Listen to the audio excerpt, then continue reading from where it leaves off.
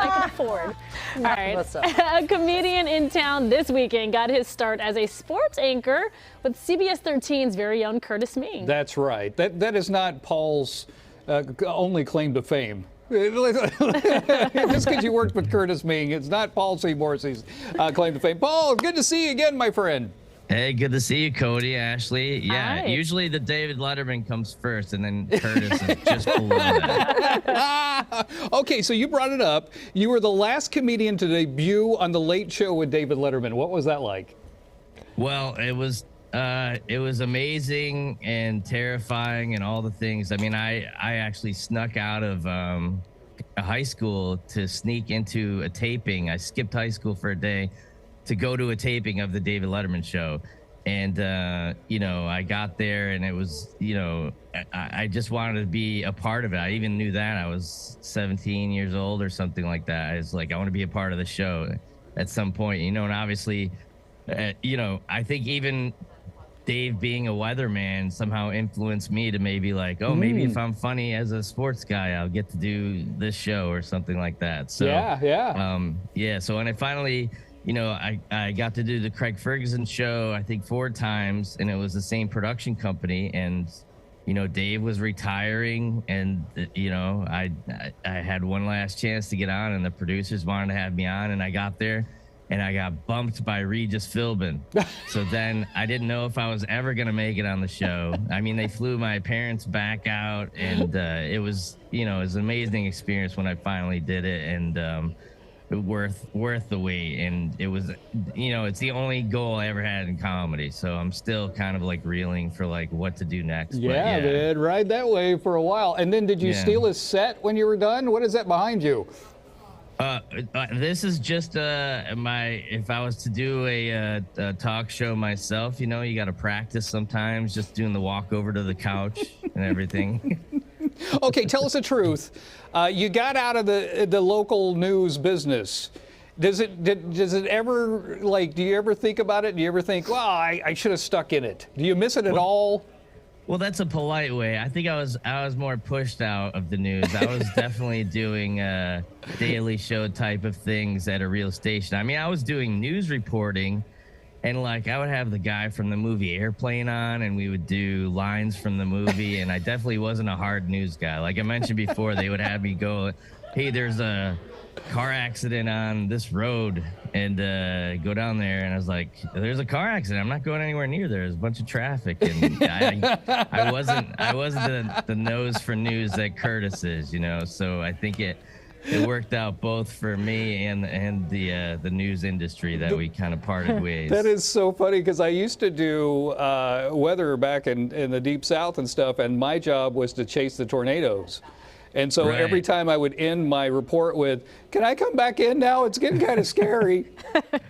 Yeah, they just dangle you guys out there just as like fresh meat. It's like, hey, there's a shark out there. Why don't you put your hand near the water just to see if he's getting close? Yeah, you guys, I gotta tell you, that's a job. But you love weather though, so that's like the perfect job for you. I mean, true. And to your answer, do I miss it? I gotta be honest, I've already been on TV longer today than I used to have to do for sports. I think the sports segment was like 3 minutes. So for me, and it was 11 o'clock at night. So I gotta be honest, I still watch sports the same amount of time. I'm just not getting paid that extra check there. Fantastic. Now, Paul, every day I tell a dad joke. And since you are, you're a professional comedian, you're traveling the country, you're doing your thing. Would you mind watching my dad joke and then critiquing it? Okay. All right, sure. All right. Play today's dad joke. Ready? Yeah. Oh, it's not today. What do you call mac and cheese that gets all up in your face? What do you call mac and cheese that gets all up in your face? Too close for comfort food. Okay, Paul. What say you? What say you? You did do the Don Knotts look away though. I like the delivery. I'm just worried about the material. No, here's the thing. I know some people love the dad jokes, but people, you probably had comedians on like, what are you thinking about today? And a lot of people will say, oh, I don't know, but I've been not working out, but I've been watching soccer for the first time, like most people are for the World Cup, you know. And here's what I've noticed so far. I don't know if you guys have noticed. There's far too much running. That is a problem with soccer. And there's so much running that grown men pretend to be hurt just so they can stop running. Yeah. Have you noticed that? Yes. That's how you know when some guy just grabs his leg and takes it for a couple other 30-year-olds so they can grab some water. That's when you know. And the weird thing, when they score the goal, the guy, instead of just sitting down for a minute, he sprints to the corner and makes everyone chase him to the corner. Right. My goal celebration would be everyone just sit down for a minute. Just sit down. I would even say, hey, let's take a commercial break. I'd point to the camera. That's how I would do it, just TV-wise. That's hilarious. Paul, where are you going to be this weekend? So Laughs Unlimited, Old Sacramento, where it all started. I even got the old Kings logo. Yeah, actually, I dig it. We're performing in Orlando and stayed at the same hotel as the Kings. Oh. And I saw a couple of the fellas, and Alex Len is 7'2", and those automatic doors that have the sensors on it. It was almost like a temperature gauge to him. He actually almost ran into it and then had to duck underneath it. But Laughs Unlimited, club I started at, Karen Anderson, who ended up being one of the head writers on the Ellen DeGeneres show, has won tons of Emmys. She's the one who got me started years ago.